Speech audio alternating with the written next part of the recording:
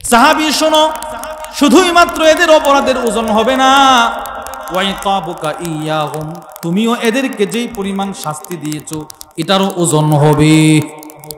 চিন্তা করেন, এরা যেই পরিমাণ গালি দিছে এটার একটা ওজন হবে, রাসূল বলেন এটার হিসাব হবে। এবার এই গালির বিনিময়ে তুমি যে আঘাতটা করছো ওই আঘাতটারও ওজন হবে। চিন্তা করেন, আমি আমার দোকানের কর্মচারীকে কখনো ধমক দেই, এর অপরাধ, ওর অপরাধ আর আমার ধমক, এটার ওজন হবে। আমার ধমকটা বেশি হলো না তার অপরাধটা বেশি হলো। এবার রাসূল বলেন, ইন কানা ইকাবুকা ইয়াহুম বিকদরি যুনুবিহিম, যদি তোমার শাস্তি আর এদের অপরাধ সমান সমান হয়, কানা কাফাফান লা লাকা ওয়ালা আলাইক, তাহলে তুমি বেঁচে গেলে, তোমার ক্ষতিও নাই তোমার লাভও নাই, সমান সমান হয়ে গেছে।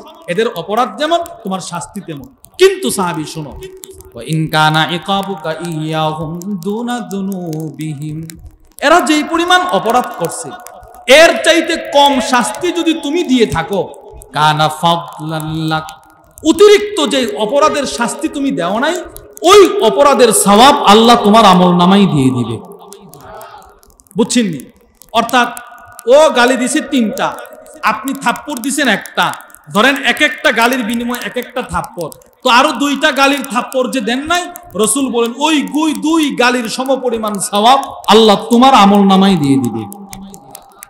কিন্তু 3 নাম্বার রাসূল বলেন, ওয়া ইন কানা ইকাবুকা ইয়াকুম ফাওকা যুনুবিহিম, এদের শাস্তির তুলনায়, এদের অপরাধের তুলনায় যদি তোমার শাস্তি বেশি হয়, উকতুসালাহুম মিনকাল ফাদ, তাহলে কিন্তু সাহাবী তোমার কাছ থেকে কিন্তু হাসরের ময়দানে বদলা নেওয়া হবে, মিজানে তোমাদের শাস্তিগুলো ওজন হবে। যেই মাত্র আল্লাহর রাসূল এই কথাগুলো বললেন, আম্মাজান আয়েশা আস-সিদ্দিকা রাদিয়াল্লাহু তাআলা আনহা বলেন, ফাতানাহার রাজুল ফাজাআলা ইয়াবকি, ওই সাহাবী হাউমাউ করে কান্না শুরু করে দিলেন, দৌড়ায় রাসূলের দরবার থেকে চলে যায়। আল্লাহর রাসূল বললেন, সাহাবী শোনো, আমা তাকরা কিতাবাল্লাহ, তুমি কি আল্লাহর কোরআন তিলাওয়াত করো নাই? আল্লাহ তাআলা কোরআনুল কারীমের মধ্যে নিজে বলে দিয়েছেন, ওয়া নাদাউল মাওয়াজিনাল কিসতা লিয়াউমিল কিয়ামা, আমি আল্লাহ হাসরের ময়দানে মিজান কায়েম করব, যেই মিজান দিয়ে বনি আদমের সবগুলো আমি আল্লাহ ওজন করব। ওজন পাথরের নিচেও যদি অনুপরিমাণ কিছু থাকে ওইটাও আইনা আমি মিজানের পাল্লায় ওজন করব। আল্লাহর রাসূল বলেন তোমার বিচারগুলোর ওই রকম ওজন হবে। আম্মাজান আয়েশা বলেন, সাথে সাথে ওই সাহাবী আল্লাহর রাসূলকে বলে, নবী গো, যেই গোলামদের জন্য আমার মিজানের পাল্লায় ভয়াবহ শাস্তির অপেক্ষা করি, ওই গোলামগুলোকে আমি আর আমার কন্ট্রোলে রাখতে চাই না, আপনি সাক্ষী থাকুন, আমি আমার গোলামগুলোকে এই মুহূর্তে আজাদ করে দিলাম। জান, এরা আজাদ, এরা আজাদ, জান, এদেরকে আমি আজাদ করে দিলাম। দরকার নাই এরা আমার সাথে মিথ্যা বলবে, আমি এদেরকে আঘাত করব, এটার আবার হিসাব হবে, ধরা খাইলে জাহান্নামে যেতে হবে, এই গোলামি রাখার দরকার নাই। সাহাবী নবীর দরবারে ওই গোলামগুলাকে চিরতরে আজাদ করে দিয়েছে। এই 3টা হাদিস থেকে আমরা কি বুঝলাম? মিজানের পাল্লা ওজন হওয়ার বিষয়টা গুরুত্ব আছে না নাই শরীয়তে ইসলাম? বলেন, শরীয়তে ইসলাম এটার গুরুত্ব আছে না নাই? এবার 2 নম্বর পয়েন্ট, মিজান কি? আল মিজান ফি মুতাকাদি আহলি সুন্নাতি ওয়াল জামাআহ মিজানুন হাকিকিয়্যুন, মিজান আহলুস সুন্নাহ ওয়াল জামাতের আকীদা হচ্ছে বাস্তবেই আল্লাহ তাআলা মিজানের মতো আমাদের দুনিয়াতে যে দাড়ি পাল্লা সেটার মতো এক মিজান কায়েম করবেন, যেটার 2 দিকে 2টা বিশাল বিশাল পাল্লা থাকবে, বাটি থাকবে, বাটি যেগুলোর মধ্যে বান্দার আমল সফল কারা। তো আল্লাহ তাআলা বলেন মিজানের পাল্লা নেক আমলের দ্বারা ওজন যাদের, তারা সফল। সুবহানাল্লাহ বলেন, বলেন তারা কি? বলেন মিজানের পাল্লা যাদের ভারী আমলের দ্বারা তারা কি? সফল। কথাটা বলেছেন কে? আল্লাহ বলছেন, ফামান সাকুলাত মাওয়াজিনু, যাদের মিজানের পাল্লা ওজন হবে, ফাউলাইকা হুমুল মুফলিহুন, রব্বুল আলামিন বলেন এরাই সফল।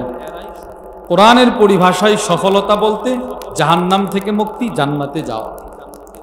এই মিজানের পাল্লা যদি আমরা ভারী করতে পারি তো আমরাও সফল, জান্নাতি হয়ে গেল। ওই মিজানের পাল্লাটা ভারী করব কিভাবে, এ বিষয়ে কিছু কথা আপনাদের সামনে বলার লক্ষ্যে এই আয়াতে কারিমা দুই তিলাওয়াত করা। আলোচনার পূর্বে আমাদেরকে বুঝতে হবে এই আলোচ্য বিষয়টার গুরুত্ব কতটুকু, মিজানের পাল্লাকে ভারী করা এই বিষয়টার গুরুত্ব কতটুকু। এই বিষয়টার গুরুত্ব বোঝানোর জন্য তিনটি কথা আপনাদেরকে বলবো। এক নাম্বার, রাসূলুল্লাহ সাল্লাল্লাহু আলাইহি ওয়াসাল্লাম, আমাদের রসুল কি ক্ষতিগ্রস্তদের অন্তর্ভুক্ত না সফলতা? শুধু কি সফলতা বললে ভুল হবে। সফলতারও সর্বোচ্চ চূড়ায় যদি কাউকে ধরা হয় তিনি হলেন আমার নবী। তিনি কে বলেন? বলেন আমাদের নবী মুহাম্মদুর রাসূলুল্লাহ সাল্লাল্লাহু আলাইহি ওয়াসাল্লাম। কিন্তু যিনি সর্বোচ্চ সফলতার অর্জনের অধিকারী, উনিও রাত্রি যখন ঘুমাইতেন, রসুল যখন রাতে ঘুমাইতেন, যখনই রসুল ঘুমাইতে যাইতেন তখনই রসুল আল্লাহর কাছে দোয়া করতেন, আল্লাহ এই রাতটা যদি আমার জিন্দিগির শেষ রাত হয়ে যায়, আপনি না দয়া করে আমি মুহাম্মদের মিজানের পাল্লাটা নেক আমলের দ্বারা ভারী করে দিন। রসুল সব সময় দোয়া করতেন। আবু দাউদ শরীফের 5054 নম্বর হাদিস, وعن أبي الأزهر الأنماري رضي الله تعالى عنه قال, আবুল আজহার আল আনমারি থেকে বর্ণিত, তিনি বলেন, কানা রাসূলুল্লাহ সাল্লাল্লাহু আলাইহি ওয়াসাল্লাম, রাসূলুল্লাহ সাল্লাল্লাহু আলাইহি ওয়াসাল্লাম ইযা আখাযা মাদজাহু মিনাল লাইল, নবীজি যখন মিজানের, রসুল যখন রাত্রে ঘুমাইতেন, নবীজি যখন রাত্রে ঘুমানোর জন্য বিছানা গ্রহণ করতেন, ফাকাল, রসুল তখন বলতেন, এই ধরেন রসুল বিছানায় গেছেন এবার ঘুমাবেন, ঠিক সে সময় রসুল বলতেন, কি বলতেন? বিসমিল্লাহি ওয়াদাতু জামবি, আল্লাহ আমি আমার পার্শ্ব বিছানায় রাখলাম শুধুই মাত্র আপনার নামের উপর ভরসা করে। রসুল নিজের বিছানায় নিজে পিঠ লাগাইতেন আল্লাহর উপরে ভরসা করে। এরপরে রসুল কি বলতেন জানেন? আল্লাহুম্মা গফিরলি যামবি, আল্লাহ আমি মুহাম্মদেরও সব গুনাহ, যদি আজকে রাতটা আমার জিন্দেগির শেষ রাত হয় তো এই রাত্রে আপনি আমার সব গুনাহগুলো ক্ষমা করে দেন। রসুল দোয়া করতেন আমার গুনাহগুলো ক্ষমা করে দেন। রসুলের কি কোনো গুনাহ হতে পারে বলেন? না, নবীর আগের গুনাহও মাপ, পরের গুনাহও মাপ, রসুলও দোয়া করতেন। দুই, নবীজি কি বলতেন দেখেন, এখনো কিন্তু রসুল ঘুমায় নাই, জাগ্রত অবস্থায় দোয়া করতেছেন, সাক্কিল মিজানি, আল্লাহ এই রাতটা যদি আমার শেষ রাত হয়, আপনি না দয়া করে হাসরের ময়দানে আমি মুহাম্মদুর রাসূলুল্লাহ সাল্লাল্লাহু আলাইহি ওয়াসাল্লামের মিজানের পাল্লাটা ভারী করে দিই। চিন্তা করছেন, রসুল ঘুমানোর সময় মিজানের কথা ভুলে নাই। আর আমার 30 বৎসরে কখনো মিজানের কথা স্মরণ আসে নাই। রসুল কখনো মিজানের কথা ভুলে নাই, আর আমার কখনো মিজানের কথা মনে পড়ে না। কি ব্যবধান দেখছেন! এজন্য আমাদের আনিসুর রহমান আশরাফি হাফিজাহুল্লাহ আমাদের হজরতের খুব কাছের মানুষ, শুনছি আপনাদের এখানেও আসবে সেপ্টেম্বরের 9 তারিখ। হুজুর খুব সুন্দর করে বলেন যে রসুলের সাথে আমাদের মিল আছে, তবে এইভাবে না, মিলটা হচ্ছে এইভাবে, উল্টো উল্টো। রসুলের সাথে আমাদের মিল পুরাপুরি উল্টো। রসুল প্রতি রাত্রে ঘুমাইতেন আর মিজানের পাল্লা যেন নেক আমলের দ্বারা ভারী হয় সেই দোয়া করতেন। আমি প্রতি রাত্রে ঘুমাই, কখনো মিজানের পাল্লা ভারী করার দোয়া করি। চিন্তা করেন, তাহলে এক নাম্বার, রসুল ঘুমানোর সময় যেন মিজানের পাল্লা ভারী হয় সেই দোয়া করতেন। তাহলে বোঝা গেল মিজানের পাল্লা ভারী করার আলোচ্য বিষয়টার গুরুত্ব আছে না নাই? আপনারা বলেন না, আছে না নাই? দুই, জান্নাতীরা জান্নাতে যাওয়ার পর একজন ফেরেশতা বলবে আল্লাহর পক্ষ থেকে আরো নিয়ামত আছে, দিব কি? তখন জান্নাতীরা কি বলবে জানেন? জান্নাতীরা বলবে, আল্লাহ মিজানের পাল্লা যে আল্লাহ আমাদেরকে ভারী করছে, এর চাইতে বড় নিয়ামত আর কি হতে পারে? চিন্তা করেন, জান্নাতেরা জান্নাতে গিয়েও মিজানের পাল্লার কথা ভুলবে না। ইবনে মাজার 187 নম্বর হাদিস, وعن عبد الرحمن بن أبي ليلى عن صهيب قال, আব্দুর রহমান ইবনে আবি লাইলা সুহাইব থেকে বর্ণনা করেন, আন্না রাসূলুল্লাহ সাল্লাল্লাহু আলাইহি ওয়াসাল্লাম তালা হাযিহিল আয়াহ, আল্লাহর রাসূল সূরাতু ইউনূসের এই আয়াতটি তিলাওয়াত করলেন। লিল্লাযীনা আহসানুল হুসনা ওয়া জিয়াদা, যারা দুনিয়াতে ভালো কাজ করবে এদের পরিণাম আল্লাহ পরকালে জান্নাত রেখে দিয়েছে। রাসূল এই আয়াতটি তিলাওয়াত করলেন, এরপরে আল্লাহ বলেন ওয়া জিয়াদা, শুধু জান্নাত নয়, অতিরিক্ত আল্লাহ আরো অনেক কিছু রেখে দিয়েছেন। এই অতিরিক্ত কি, এটার ব্যাখ্যা রাসূল হাদিসে করছেন। নবীজি বলেন ইযা দাখালা আহলুল জান্নাতি আল জান্নাহ, জান্নাতীরা যখন জান্নাতে প্রবেশ করবে, ওয়া আহলুন নারি আন নার, জাহান্নামীরাও যখন জাহান্নামে প্রবেশ করবে, জান্নাতীরা জান্নাতে চলে গেছে, জাহান্নামীরা জাহান্নামে চলে গেছে। রাসূল বলেন নাদা মুনাদ, একজন ঘোষণাকারী ফেরেশতা জান্নাতের গেটের সামনে, দরজার সামনে গিয়ে দাঁড়িয়ে বলবে ইয়া আহলাল জান্নাহ, এই জান্নাতীরা, সকলেই অবলোক নেত্রী তাকায় বলবে কি? এবার ফেরেশতা বলবে ইন্নালাকুম ইনদাল্লাহি মাউইদা, রব্বুল আলামিনের পক্ষ থেকে তোমাদের জন্য আরেকটা ওয়াদা রয়ে গেছে। সুবহানাল্লাহ। জান্নাতে যাওয়ার পরেও এরা বলবে আরে জান্নাত দেওয়ার পরেও আরো ওয়াদা আছে, ফামা হুয়া, সেই ওয়াদা আবার কি? জান্নাতের পরেও কি আরো ওয়াদা থাকতে পারে? আলাম ইউসাক্কিলিল্লাহু মাওয়াজিনানা, আর তো কোনো ওয়াদা থাকার কথা না, কারণ সবচাইতে ভয়াবহ যে জিনিসটা মিজানের পাল্লা ভারী করা, ওইটা তো রব আমাদেরকে ভারী করেই দিছে। মানে জান্নাতীরা জান্নাতে গিয়া মিজানের পাল্লা যে ভারী করছে এটা বলবে না, এরা বলবে আল্লাহ কি আমাদের মিজানের পাল্লা ভারী করে নাই? এর চাইতে বড় নিয়ামত আর কি হতে পারে? তো রাসূল বলেন ফায়াকশিফুল হিজাব, আল্লাহ যত নূরের পর্দা ছিল সব সরায়া জান্নাতীদের সামনে আল্লাহ নিজের দিদার দিয়ে দিবেন। এটা হচ্ছে ও জিয়াদার ব্যাখ্যা রাসূল করছেন। আল্লাহ নিজের দিদার, জান্নাতীরা জান্নাতে আল্লাহকে সরাসরি দেখবে। আরে সুবহানাল্লাহ বলেন না, সরাসরি দেখবে, সরাসরি। আল্লাহর রাসূল বলেন ফায়ানজুরুনা ইলাই, সব জান্নাতীরা এক দৃষ্টিতে আল্লাহর দিকে তাকায় থাকবে। ফাওয়াল্লাহ, আল্লাহর কসম, মা আতাহুমুল্লাহু শাইআন আহাব্বা ইলাইহিম মিনান নাজরি ইলাই, জান্নাতীরা আল্লাহর দিকে তাকায়া বাকি জান্নাতের সব নিয়ামতের কথা ভুলে যাবে। সব কিছুর চাইতে রবের দিদার জান্নাতীদের কাছে সবচাইতে প্রিয় হয়ে যাবে। এই হাদিসে আমরা কি বুঝলাম? ফেরেশতা বলবে আরো ওয়াদা আছে, আল্লাহ পুরা করবে। তো জান্নাতীদের জবাব, মিজানের পাল্লা যে আল্লাহ ভারী করছে, এর চাইতে আবার আর কি ওয়াদা আছে? তাহলে বোঝা গেল মিজানের পাল্লা ভারী করার বিষয়টার গুরুত্ব আছে না নাই? 3 নাম্বার, ইমাম বুখারী রহিমাহুল্লাহ ওনার বুখারী শরীফ সমাপ্ত করতে গিয়ে একটা হেডলাইন কায়েম করছেন, বাবু কওলিল্লাহি তাআলা ওয়া নাদাউল মাওয়াজিনাল কিসতা লিয়াউমিল কিয়ামাহ।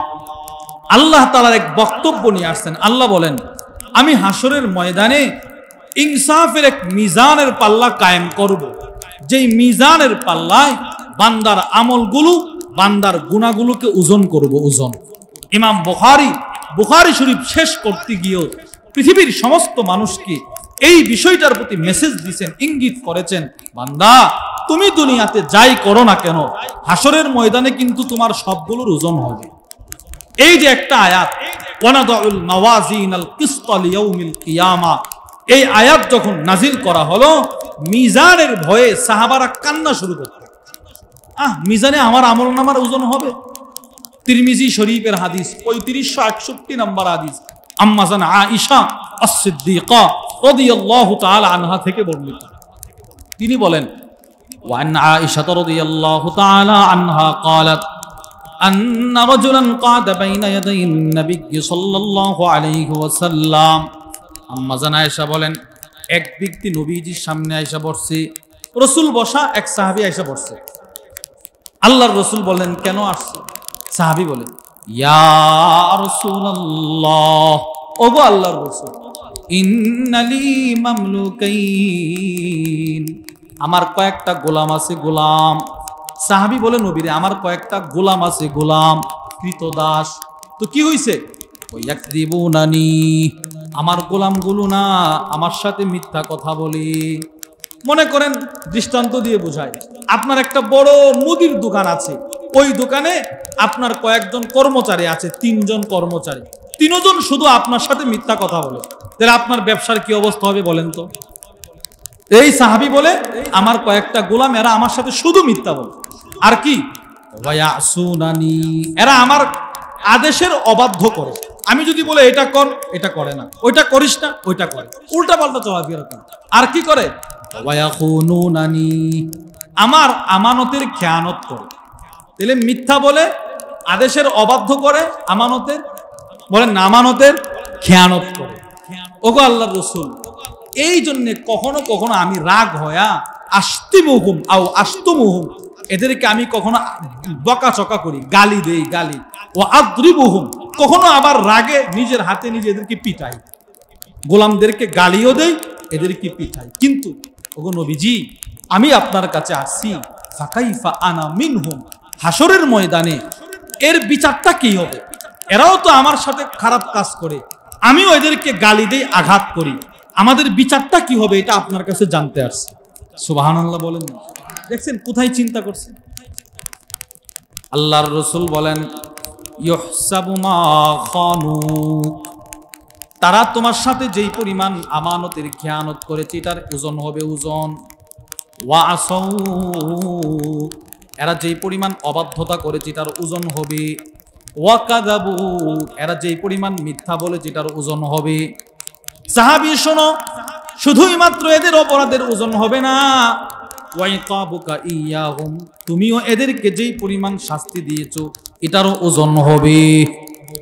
চিন্তা করেন, এরা যেই পরিমাণ গালি দিছে এটার একটা ওজন হবে, রাসূল বলেন এটার হিসাব হবে। এবার এই গালির বিনিময়ে তুমি যে আঘাতটা করছো ওই আঘাতটারও ওজন হবে। চিন্তা করেন, আমি আমার দোকানের কর্মচারীকে কখনো ধমক দেই, এর অপরাধ, ওর অপরাধ আর আমার ধমক, এটার ওজন হবে। আমার ধমকটা বেশি হলো না তার অপরাধটা বেশি হলো? এবার রাসূল বলেন, ইন কানা ইকাবুকা ইয়াহুম বিকদরি যুনুবিহিম, যদি তোমার শাস্তি আর এদের অপরাধ সমান সমান হয়, কানা কাফাফান লা লাকা ওয়ালা আলাইক, তাহলে তুমি বেঁচে গেলে, তোমার ক্ষতিও নাই, তোমার লাভও নাই, সমান সমান হয়ে গেছে। এদের অপরাধ যেমন তোমার শাস্তি তেমন। কিন্তু সাহাবী শোনো, ওয়া ইন কানা ইকাবুকা ইয়াহুম দুনা যুনুবিহিম, এরা যেই পরিমাণ অপরাধ করছে এর চাইতে কম শাস্তি যদি তুমি দিয়ে থাকো, কানা ফাদলান লাক, অতিরিক্ত যে অপরাধের শাস্তি তুমি দেও নাই ওই অপরাধের সওয়াব আল্লাহ তোমার আমলনামায় দিয়ে দিবে। বুঝছেন? অর্থাৎ ও গালি দিছে 3টা, আপনি থাপ্পড় দিছেন 1টা, ধরেন এক একটা গালির বিনিময়ে এক একটা থাপ্পড়, তো আরো 2টা গালির থাপ্পড় যে দেন নাই, রাসূল বলেন ওই 2 গালির সমপরিমাণ সওয়াব আল্লাহ তোমার আমলনামায় দিয়ে দিবে। কিন্তু 3 নাম্বার রাসূল বলেন, ওয়া ইন কানা ইকাবুকা ইয়াকুম ফাওকা যুনুবিহিম, এদের শাস্তির তুলনায়, এদের অপরাধের তুলনায় যদি তোমার শাস্তি বেশি হয়, উকতুসালাহুম মিনকাল ফাদ, তাহলে কিন্তু সাহাবী তোমার কাছ থেকে কিন্তু হাসরের ময়দানে বদলা নেওয়া হবে, মিজানে তোমাদের শাস্তিগুলো ওজন হবে। যেই মাত্র আল্লাহর রাসূল এই কথাগুলো বললেন, আম্মাজান আয়েশা আস-সিদ্দিকা রাদিয়াল্লাহু তাআলা আনহা বলেন, ফাতানাহার রাজুল ফাজাআলা ইয়াবকি, ওই সাহাবী হাউমাউ করে কান্না শুরু করে দিলেন, দৌড়ায় রাসূলের দরবার থেকে চলে যায়। আল্লাহর রাসূল বললেন, সাহাবী শোনো, আমা তাকরা কিতাবাল্লাহ, তুমি কি আল্লাহর কোরআন তিলাওয়াত করো নাই? আল্লাহ তাআলা কুরআনুল কারীমের মধ্যে নিজে বলে দিয়েছেন, ওয়ানাদউল মাওয়াজিনাল কিসতা লিয়াউমিল কিয়ামা, আমি আল্লাহ হাসরের ময়দানে মিজান কায়েম করব, যেই মিজান দিয়ে বনি আদমের সবগুলো আমি আল্লাহ ওজন করব। ওজন পাথরের নিচেও যদি অনুপরিমাণ কিছু থাকে ওইটাও আইনা আমি মিজানের পাল্লায় ওজন করব। আল্লাহর রাসূল বলেন তোমার বিচারগুলোরও ওই রকম ওজন হবে।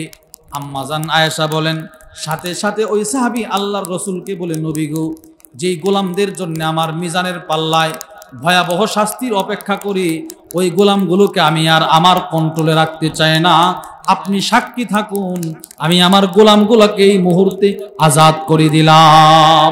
যান, এরা আজাদ, এরা আজাদ, যান, এদেরকে আমি আজাদ করে দিলাম। দরকার নাই। এরা আমার সাথে মিথ্যা বলবে, আমি এদেরকে আঘাত করব, এটার আবার হিসাব হবে, ধরা খাইলে জাহান্নামে যেতে হবে, এই গোলামি রাখার দরকার নাই। সাহাবী নবীর দরবারে ওই গোলামগুলাকে চিরতরে আজাদ করে দিয়েছে। এই তিনটা হাদিস থেকে আমরা কি বুঝলাম? মিজানের পাল্লা ওজন হওয়ার বিষয়টা গুরুত্ব আছে না নাই শরীয়তে ইসলাম? বলেন, শরীয়তে ইসলাম এটার গুরুত্ব আছে না নাই? এবার 2 নম্বর পয়েন্ট, মিজান কি? আল মিজান ফি মুতাকাদি আহলি সুন্নাতি ওয়াল জামাআহ মিজানুন হাকিকিয়্যুন। মিজান আহলুস সুন্নাহ ওয়াল জামাতের আকীদা হচ্ছে বাস্তবেই আল্লাহ তাআলা মিজানের মতো আমাদের দুনিয়াতে যে দাড়ি পাল্লা সেটার মতো এক মিজান কায়েম করবেন, যেটার দুই দিকে দুইটা বিশাল বিশাল পাল্লা থাকবে, বাটি থাকবে, বাটি যেগুলোর মধ্যে বান্দার আমল, বান্দার বদামলের হিসাব হবে। হিসাব এইগুলো না দেখা বিশ্বাস করা এটাও ঈমানের অন্তর্ভুক্ত। সহিহুল জামের 2897 নম্বর হাদিস, রাসূলুল্লাহ সাল্লাল্লাহু আলাইহি সাল্লাম হাদিসে জিবরিলটি ভিন্ন সনদে বর্ণিত হয়েছে। রাসূল বলেন, মাল ঈমান আন তুমিনা বিল্লাহি ওয়া মালাইকাতি ওয়া কুতুবি ওয়া রুসুলি ওয়া তুমিনা বিল জান্নাতি ওয়ান নারি ওয়াল মিজান। ঈমান কি? জান্নাতকে বিশ্বাস করা। ঈমান কি? জাহান্নামকে বিশ্বাস করা। ঈমান কি? রাসূল বলেন মিজানের পাল্লাকে বিশ্বাস করা। এটা আমাদের বিশ্বাস আছে না নাই? বলেন। এই মিজানের পাল্লাগুলো কত বড় হবে? তিরমিজি শরীফের 2639 নম্বর হাদিস, ওয়ান আব্দুল্লাহ ইবনে আমর ইবনে আস রাদিয়াল্লাহু তাআলা আনহুমা قال, আব্দুল্লাহ ইবনে আমর ইবনে আস থেকে বর্ণিত, আল্লাহর রাসূল বলেন, ইন্নাল্লাহা সায়ুখাল্লিসু রাজুলাম মিন উম্মতি আলা রুউসিল খালাইক ইয়াউমাল কিয়ামা। আল্লাহর রাসূল বলেন, হাসরের কঠিন ময়দানে তামাম উম্মতের মানুষগুলোর ভেতর থেকে আল্লাহ তাআলা আমার উম্মতের এক ব্যক্তিকে নির্বাচন করবেন, পৃথক করে দাঁড় করাবেন। আদম থেকে আলাইহিস সালাতু ওয়াস সালাম আমাদের রাসূল পর্যন্ত যত মানুষ পৃথিবীতে আসবে, যত নবীর উম্মত আসবে, সবাই হাসরের ময়দানে একত্রিত হবে। ওই সমস্ত মানুষ থেকে আল্লাহর রাসূল বলেন, আমার উম্মতের এক ব্যক্তিকে আল্লাহ তাআলা আলাদা পৃথক করে দাঁড় করাবেন। সুবহানাল্লাহ। বলেন, উনারে দাঁড় করায়া রাসূল বলেন, সায়ানশুরু আলাইহি 99 সিজিল্লাহ। ওই লোকের সামনে 99টা আমলনামার খাতা খুলে দিবেন। 99। এক একটা আমলনামার খাতা কত বড় জানেন? রাসূল বলেন, মিসলু মাদ্দিল বাসার, চোখের দৃষ্টি যতদূর পর্যন্ত যাইতে পারে এক একটা আমলনামার খাতার এক একটা পৃষ্ঠা ততটুকু লম্বা হবে। এবার চিন্তা করেন তো, এই রকম হাজার হাজার পৃষ্ঠা যে আমলনামার এক একটা খাতায় থাকবে, ওই খাতাটা কত বড় হবে? আমি আপনি তখন বলবো কি জানেন? মা লিহাযাল কিতাব, কি এক আশ্চর্য কিতাব রে, লা ইউগাদিরু সাগীরাতাও ওয়ালা কাবীরাতান ইল্লা আহসাহা। যেই কিতাব আমার ছোট্ট থেকে ছোট্ট, বড় থেকে বড় কোনোটাই ছাড়ে নাই, সব লিখে ফেলছে। আপনি দেখবেন আমাদের হযরত ওয়ালা হাকিমুন নফস মুফতি মুশতাকুন নবী কাসিম হাফিজাল্লাহ হুজুর বলেন, প্রত্যেকটা আমলনামার নিচে গুনাহ হোক নেক হোক, সময়, তারিখ, দিন, শান, মুহূর্ত সবগুলো আল্লাহ লিখে রাখবেন। আপনি দেখে আপনার সব মন হবে, হ্যাঁ আমি অমুক দিন অমুক জায়গায় এই অবস্থায় এই সময় এই কাজটা করেছি, সব লিখা থাকবে। আল্লাহ আমাদেরকে হেফাজত করেন, বলেন না আমিন। আল্লাহ হেফাজত করেন, আমাদের পরিবার পরিজনকে হেফাজত করেন, আমাদের মুরব্বীদেরকে হেফাজত করেন, আমাদের ছাত্র উস্তাদদেরকে হেফাজত করেন, সব লিখা থাকবে। তো আল্লাহর রাসূল বলেন, এই লোকের সামনে 99টা আমলনামার খাতা খুলে দেওয়া হবে। আল্লাহ তাআলা বলবেন, আফালাকা উযুরুন, এই আমলনামার খাতায় যা যা লেখা আছে এইগুলোর কোনো একটার ব্যাপারে তোমার কি কোনো অভিযোগ আছে? যেগুলো তোমার উপর জুলুম করে লেখা হয়েছে, তুমি করো নাই লেখা হয়েছে, করছো লিখে নাই, এরকম আছে? আয়াকুলু লা ইয়া রব, বান্দা বলবে, না আল্লাহ, সবগুলো যথার্থই লেখা হয়েছে, সব করছি। আল্লাহ তাআলা বলবেন, লা যুলমা আলাইকাল ইয়াউম, আজকে তোমার উপরে জুলুম করা হবে না, যা করছো সব লেখা, তোমার উপরে জুলুম করা হবে না। আল্লাহ তাআলা বলবে, আযালামাকা কাতাবাতি আল হাফিজুন, ডান কাদের বাম কাদের ফেরেশতা লিখার ক্ষেত্রে কি জুলুম করছে? লা ইয়া রব, না, এরাও জুলুম করে না। এবার আল্লাহ বলবে, শোনো, বালা ইন্নালাকা ইনদানা হাসানা, বান্দা তোমার একটা মাত্র নেক কিন্তু আমায় আল্লাহর কাছে আছে, সুবহানাল্লাহ। তোমার একটা নেক কিন্তু আমার কাছে আছে, একটা নেক। ফাতুখরাজু বিতাকা, ওই 99টা আমলনামার খাতার ভেতর থেকে একটা ছোট্ট কাগজের টুকরা বের করা হবে। আল্লাহর রাসূল বলেন, ফিহা আশহাদু আল্লাহ ইলাহা ইল্লাল্লাহ, বলেন আশহাদু আল্লাহ ইলাহা ইল্লাল্লাহ ওয়া আন্না মুহাম্মাদান আবদুহু ওয়া রাসূলুহু। ছোট্ট একটা কাগজের টুকরা বের করা হবে, যেই কাগজের টুকরায় এই কালিমায়ে শাহাদাতটা লেখা থাকবে। আল্লাহর রাসূল বলেন, আল্লাহ তাআলা ওই বান্দাকে বলবে, উহদুর ওয়াজনাক, যাও এই কাগজের টুকরাটা নিয়ে মিজানের পাল্লায় ওজন লাগাও, সুবহানাল্লাহ। যাও এটা ওজন দাও, ওজন দাও। তো বান্দা বলবে, আল্লাহ মা হাযিহিল বিতাকা, ছোট্ট একটা কাগজের টুকরা, মা হাযিহিস সিজিল্লাত, বিশাল বিশাল 99টা খাতার মোকাবেলায় এই ছোট্ট কাগজের টুকরাটার কি বা ওজন হবে? এটার ওজন কি হবে? আল্লাহ এটার সাথে তো ওজন দিলে আমি আরো লজ্জিত হব। আল্লাহ আবার বলবে, লা যুলমা আলাইকাল ইয়াউম, আজকে তোমার উপরে কোনো জুলুম করা হবে না, ওজন লাগাও। আল্লাহর রাসূল বলেন, ফাতুদাউস সিজিল্লাত, 99টা খাতা ফি কিফাতিন, মিজানের এক পাল্লায় রাখা হবে। ওয়াল বিতাকা, আর ওই ছোট্ট কাগজের টুকরা, যেই কাগজের টুকরায় যেন কি লেখা ছিল বলেন তো? আশহাদু আল্লাহ ইলাহা, বলেন না আশহাদু আল্লাহ ইলাহা ইল্লাল্লাহু ওয়া আন্না মুহাম্মাদান আবদুহু ওয়া রাসূলুহু। এই কাগজের টুকরাটা রাসূল বলেন ওইটা রাখা হবে আরেক পাল্লায়। এরপরে রাসূল বলেন, ফাতাশাতিস সিজিল্লাত, ওই 99টা আমলনামার খাতার পাল্লাটা হয়ে যাবে হালকা, আর এই ছোট্ট কাগজের টুকরার পাল্লাটা হয়ে যাবে ভারী। চিন্তা করেন, রাসূল বলেন, ফালা ইয়াসকুলু মাসমিল্লাহি শাইউন, পৃথিবীর মানুষ শুনো, আল্লাহর নামকে হালকা করে দিবে পৃথিবীতে এমন কিচ্ছু নাই।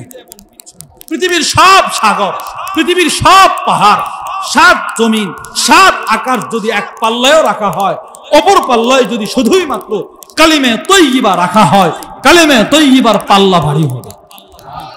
as-sahihul musnad মিম্মা লাইসা ফিস সহিহাইন, আল্লামা আবু আব্দুর রহমান আল ওয়াদি'র বিখ্যাত হাদিসের কিতাব, ওটার মধ্যে নিয়ে আসছে 801 নম্বর হাদিস। রাসূলুল্লাহ সাল্লাল্লাহু আলাইহি সাল্লাম বলেন, নূহ আলাইহিস সালামের ইন্তেকালের সময় উনি ওনার সন্তানদের ডাক দিয়ে বলে, শোনো, আমি তোমার বাবা হিসেবে তোমার একটা ওসিয়ত করি, তুমি বেশি বেশি কালিমে তৈয়িবা পড়বা, সুবহানাল্লাহ, বেশি বেশি এই কালিমা পড়বা।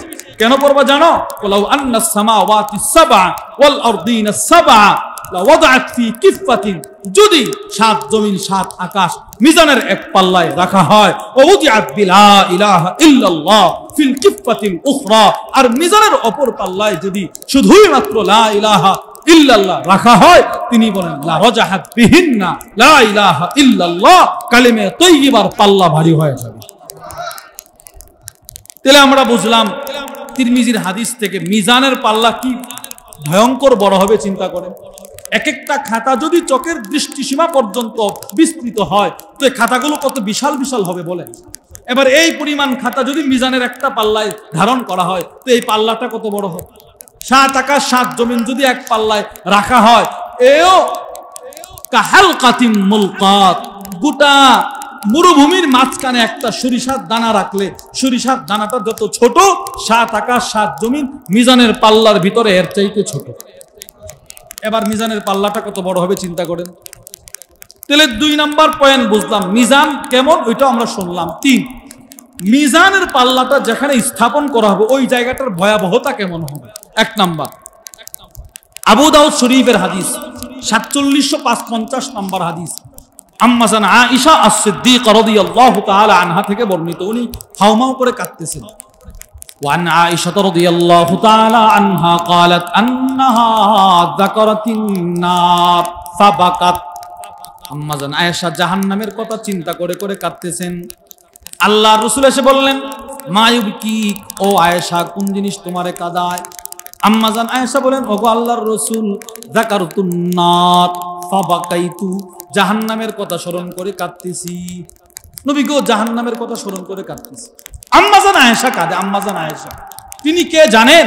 আল্লামা ইবনে আব্দুল বার আল কুরতুবী তার বিখ্যাত কিতাব আল ইস্তিআব ফি মারিফাতিল আসহাবের মধ্যে লেখেন, পৃথিবীর সমস্ত সাহাবাদের ইলম যদি মিজানের এক পাল্লায় রাখা হয়, নবীর জমানা থেকে কিয়ামত পর্যন্ত যত আলেম পৃথিবীতে আসবে সবার ইলমও যদি ওই সাহাবাদের পাল্লায় রাখা হয়, আর অপর পাল্লায় যদি শুধুই মাত্র আম্মাজান আয়েশার ইলম রাখা হয়, আম্মাজান আয়েশার ইলমের পাল্লা ভারী হয়ে যাবে। চিন্তা করেন কত বড় ইলমের অধিকারিণী ছিলেন, এত বড় ব্যক্তিত্ব ছিলেন তিনি। ইমাম ইবনুল কাইয়িম আল জাওজিয়্যা রাহিমাহুল্লাহ তার বিখ্যাত কিতাব ইলামুল মুওয়াক্কিঈন আন রাব্বিল আলামিনের মধ্যে লেখেন, রাসূলের জমানায়, সাহাবাদের জমানায় 7 জন সাহাবী খুব বেশি ফতোয়া দিতেন। 7 জন সাহাবী, কয়জন বলেন? 7 জন। 7 জন সাহাবী খুব বেশি ফতোয়া দিতেন। এদের ভিতরে মহিলাদের মধ্য থেকে যার নাম আসছে তিনি হলেন আম্মাজান আয়েশা। সুবহানাল্লাহ বলেন না, রাদিয়াল্লাহু তাআলা আনহা। এত ইলমের অধিকারিণী ছিলেন। এই লোক কাঁদতেছে কাঁদতেছে কাঁদতেছে, রাসূল বলেন কাঁদো কেন? জাহান্নামের ভয়ে কাঁদো। এবার আল্লাহ রাসূল সান্ত্বনা দিলেন। আম্মাজান আয়েশা বলে, এই সান্ত্বনা বুঝি না, আগে আপনি আমাকে বলেন, হাল তাযকুরুনা আহলিকুম ইয়াউমাল কিয়ামা, হাসরের কঠিন ময়দানে কি আপনি আপনার পরিবারকে চিনবেন? আম্মাজান আয়েশা বলেন, আপনি কি আপনার পরিবারকে চিনবেন, আমাকে চিনবেন, সকলকে চিনবেন কিনা? আল্লাহর রাসূল তখন কি বলেছিলেন দেখেন। আল্লাহর রাসূল তখন বলেছিলেন, আয়েশা শোনো, আম্মা ফি সালাসাতি মাওয়াতিনা, 3টা জায়গা এমন আছে, লা ইয়াযকুরু আহাদুন আহাদা, ওই 3 জায়গায় কেউ কাউকে চিনবে না, আমিও তোমাকে চিনব না। বাপ তার সন্তানকে চিনবে না, সন্তান তার মাকে চিনবে না, মা তার সন্তানকে চিনবে না, স্বামী স্ত্রীকে চিনবে না, স্ত্রী স্বামীকে চিনবে না। 1 নাম্বার আল্লাহর রাসূল বলেন, ইনদাল মিজান, মিজানের পাল্লা। মিজানের পাল্লা যেখানে স্থাপন করা হবে আয়েশা, ওখানে কেউ কাউকে চিনবে না। সন্তান বাপকে দেখলে পালাবে, বাপ সন্তানকে দেখলে পালাবে, মা সন্তানকে দেখলে পালাবে। মিজানের পাল্লার সামনে কেউ কাউকে চিনবে না। ওগো আল্লাহর রাসূল, কতক্ষণ চিনবে না? ও হাত্তা ইয়াকিফু মিজানুহু আও ইয়াসকুল, যতক্ষণ না বান্দা জানবে তার মিজানের পাল্লা ভারী হবে নাকি হালকা হবে, কেউ কাউকে চিনবে। এই হাদিস যখন রাসূল বর্ণনা করছেন, সিদ্দিক আকবর রাদিয়াল্লাহু তাআলা আনহু উনি তখন কাঁদতেন আর গাছের পাখিদেরকে লক্ষ্য করে বলতেন, তোরাই সবচাইতে ভালো, তোদের কোনো মিজান নাই, তোরাই সবচাইতে ভালো, তোদের কোনো ফুলসেরাত নাই। আমি সিদ্দিক আকবরের কি হবে মিজানের পাল্লার সামনে দাঁড়াই? সিদ্দিক আকবর রাদিয়াল্লাহু তাআলা উনি কাঁদতেন। কে কাঁদতো? সিদ্দিক আকবর। সাহাবাদের মধ্যে সবচাইতে দামি যেই মানুষ, রাহিমাহুল্লাহ তার বিখ্যাত কিতাব ইখতিসার উলুমিল হাদিসের মধ্যে লেখেন, সিদ্দিক আকবর শুধু সাহাবাদের মধ্যে শ্রেষ্ঠ নয়, নবীদের পরে গোটা কায়নাতের মধ্যে সবচাইতে দামি মানুষ হচ্ছে আবু বকর সিদ্দিক। উনি কাঁদতেন, উনি চোখের পানি ছেড়ে ছেড়ে কাঁদতেন। হযরত ওমর, বুখারীর মধ্যে আসছে, ওমর বলতেন, লাউ আন্নালি তিলা আল আরদি যাহাবা লাফতাদাইতু বিহি মিন আযাবিল্লাহি আযজা ওয়া জাল্লা ক্বাবলা আন আরা। আল্লাহর কসম, ওমর বলেন, আল্লাহর কসম, গোটা পৃথিবী যদি আমি উমরের মালিকানায় চলে আসতো, আমি সবগুলো আল্লাহরে দিয়ে দিতাম, তাও বলতাম, আল্লাহ আমারে আপনি মিজানের সামনে দাঁড় করায়েন, আমারে আপনি ফুলসেরাতের ফুলের সামনে দাঁড় করায়েন, আমারে আপনি আপনার জাহান্নামের আযাব দেখায়েন। উমর বলে, উমর যে উমরের ব্যাপারে রাসূল বলেন, আমার পরে কেউ নবী হলে আল্লাহ উমররে বানায়। তিনি বলেন, আল্লাহ আমি কিন্তু মিজানকে বড় ভয় পাই। চিন্তা করেন, তাহলে মিজান বড় ভয়াবহ এক ভয়ঙ্কর জায়গার নাম, ওখানে কেউ কাউকে চিনবে না। 2 নাম্বার সিলসিলাতুল আহাদিসিস সহিহার 941 নাম্বার হাদিস, ফেরেশতাদের কোনো হিসাব নাই। এই ফেরেশতারা পর্যন্ত রাসূল বলেন, যেদিন আল্লাহ হাসরের ময়দানে মিজানের পাল্লাটা স্থাপন করবেন, কায়েম করবেন, ফেরেশতারা বলবে, আল্লাহ এটা কি, এটা কার জন্যে? তো আল্লাহ তাআলা বলবে, মানুষের জন্য বলবেন। আল্লাহ বলবে, আমি যাকে ইচ্ছা তাকে এটার মধ্যে ওজন করব, ওজন। ফেরেশতারা ভয়ে থরথর করে কাঁপতে শুরু করবে। রাসূল বলেন, وعن سلمان الفارسي رضي الله تعالى عنه قال قال رسول الله صلى الله عليه وسلم, আল্লাহর রাসূল বলেন, ইউদাউল মিজান ইয়াউমাল কিয়ামা, মিজান স্থাপন করা হবে কিয়ামতের দিন।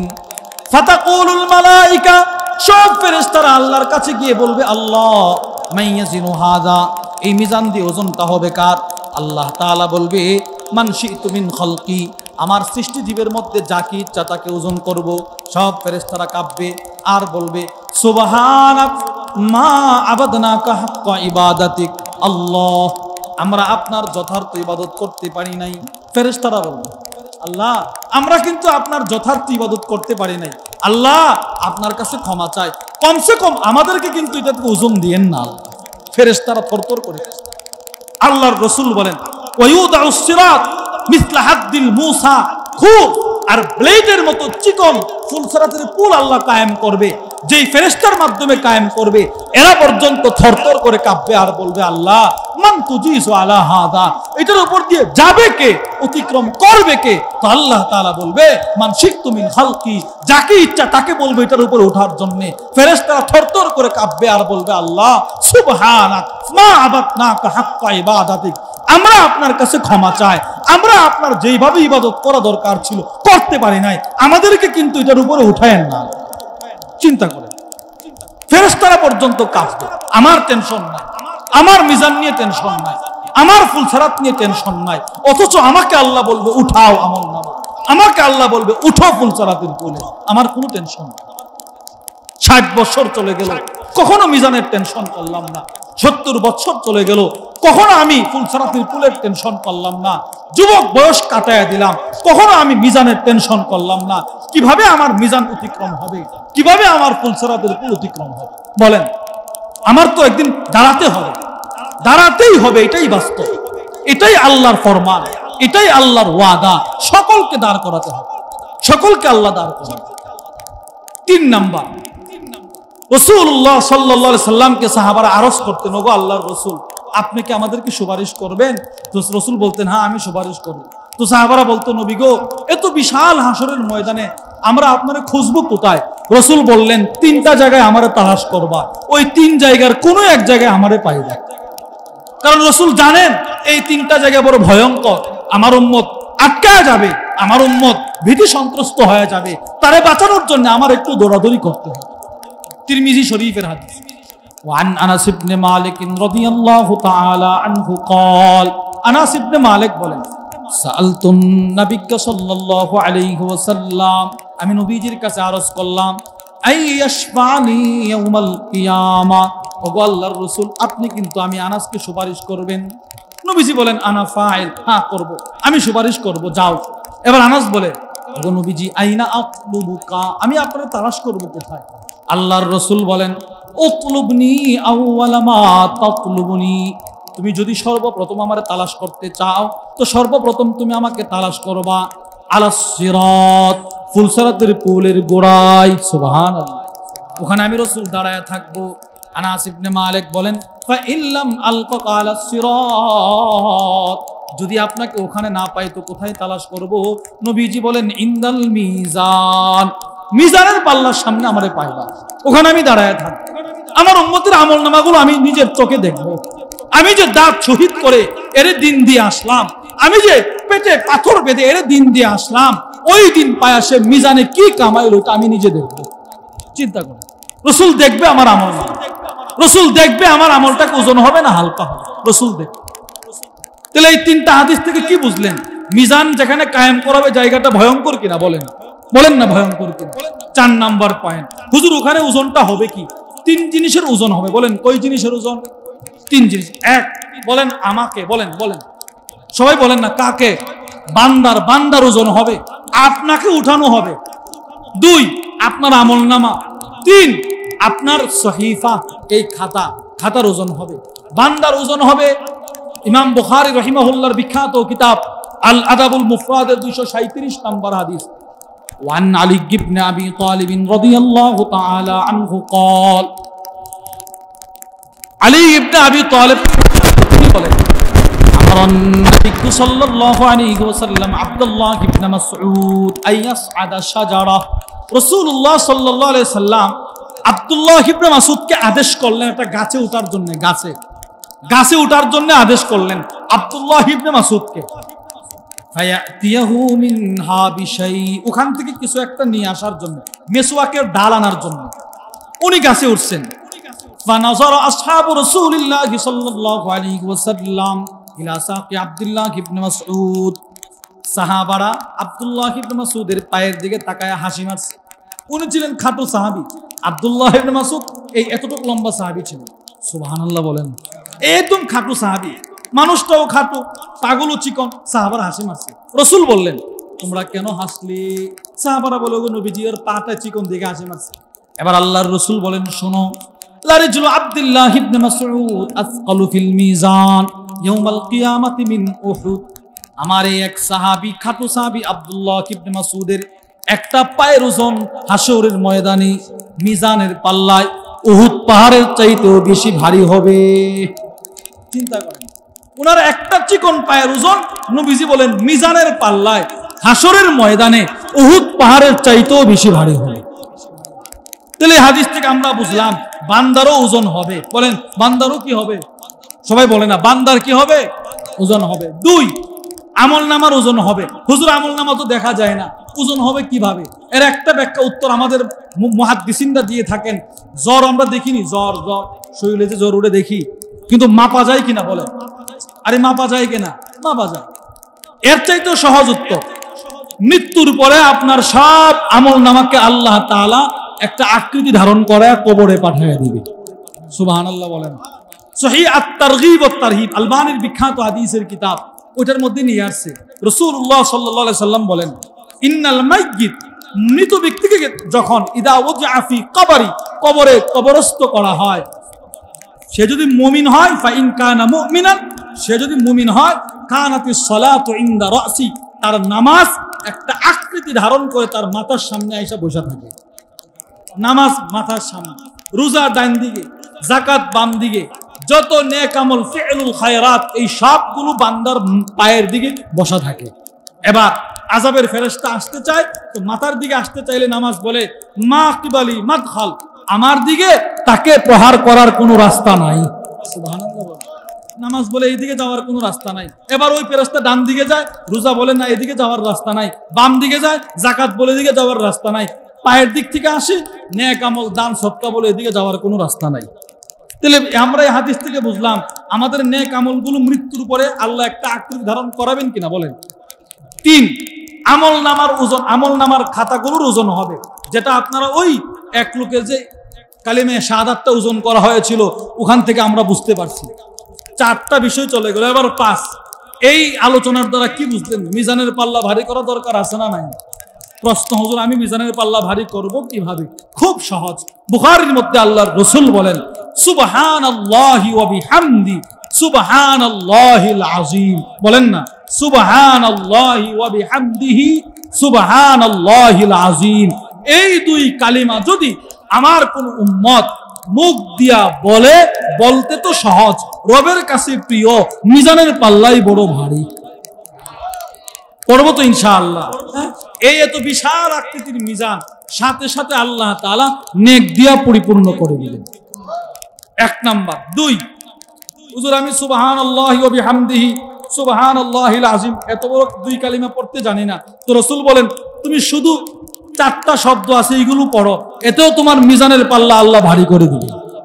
1 নাম্বার সুবহানাল্লাহ। বলেন 1 নাম্বার কি?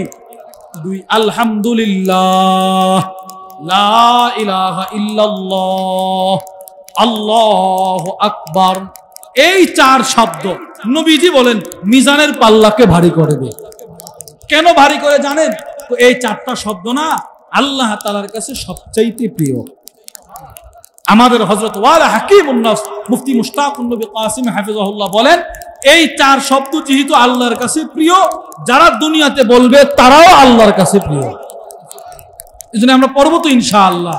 তাহলে 4টা শব্দ বলেন, সুবহানাল্লাহ, আলহামদুলিল্লাহ, লা ইলাহা ইল্লাল্লাহ, আল্লাহু আকবার।